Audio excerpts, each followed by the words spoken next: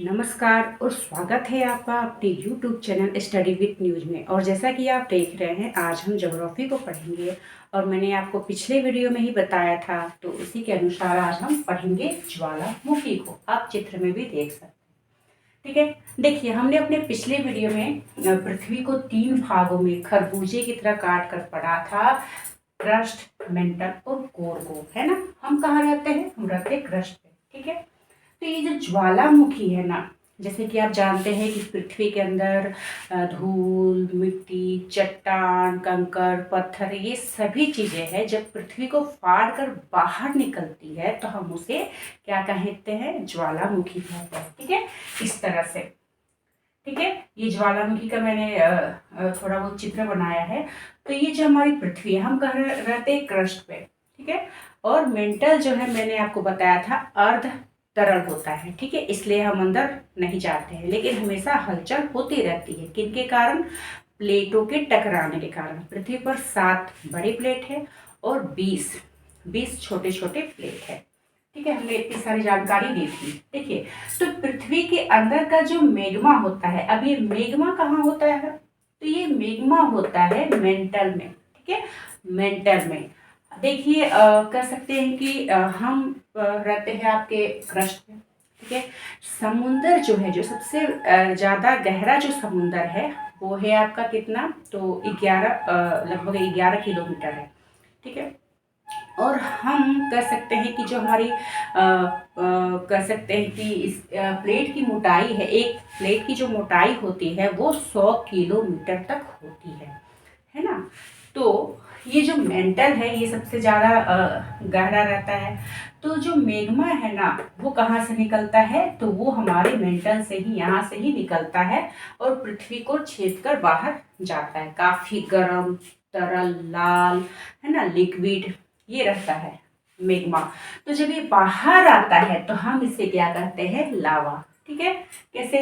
तो देखिए, पृथ्वी के अंदर का मेग्मा जिस प्रक्रिया से बाहर आता है, जिस प्रक्रिया से बाहर आता है, ठीक है, इस तरह से, तो हम कहते हैं इसे ही ज्वालामुखी। हमने इसका नाम दिया है ज्वालामुखी।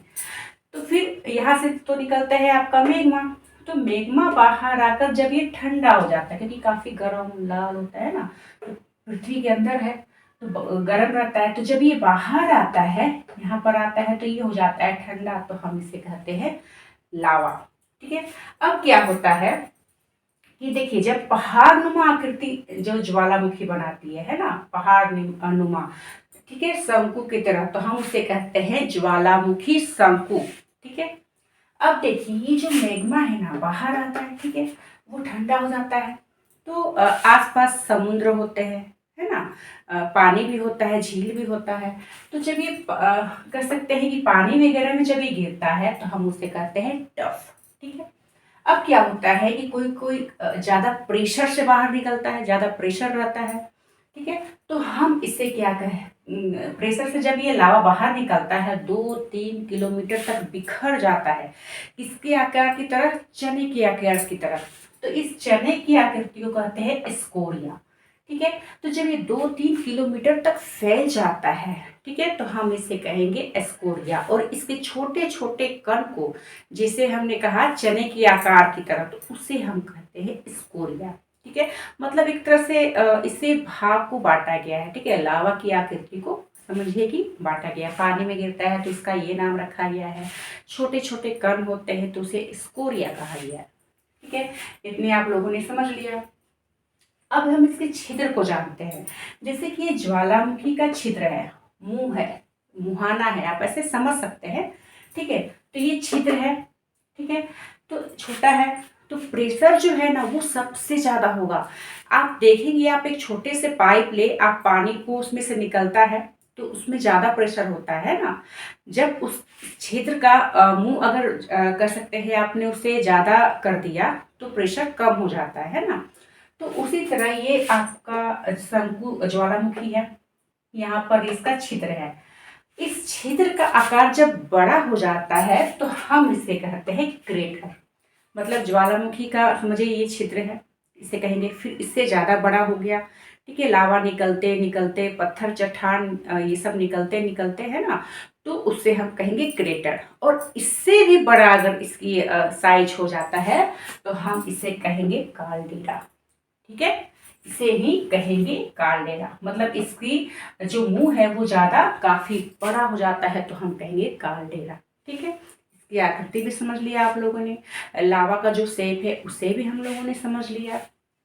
अब इस काल्डेरा में अगर पानी भर जाए, ठीक है, काल्डेरा में कहिए कि अगर पानी भर जाए, जैसे कि क्या होता है ना कि एक जगह से ज्वालामुखी निकली, कर सकते हैं कि वहाँ से लावा निकला, निकलते निकलते अगर उस पर बड़ा सा लावा बाहर निकलते निकलते वो पृथ्वी पर आते आते ठंडा हो गया, ठीक है, उसका जो मान लीजिए मुंह बंद हो गया, ठीक है, इसका मान लीजिए ये जो छिद्र है वो अगर मान लीजिए बंद हो गया, ठीक है, तो फिर बाद में ठंडा हो जाता है, जम जाता है, तो फिर यहाँ पर क्या हो जाएगा, एक झील, इसमें पानी भर जाएगा तो एक इसमें झील हम इसे कहेंगे।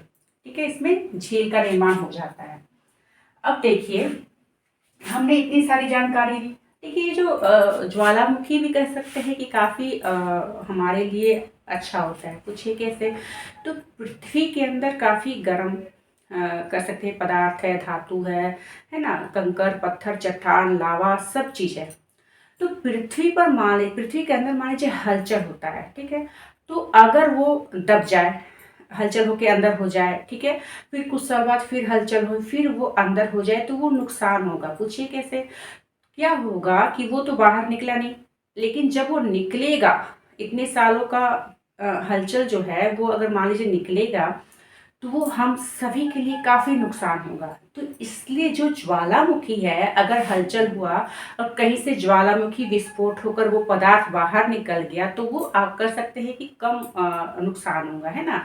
तो इसीलिए ज्वालामुखी को हम पृथ्वी का सुरक्षा दीवार कहते हैं, और सुरक्षा कवच हम कहते हैं ओजोन को।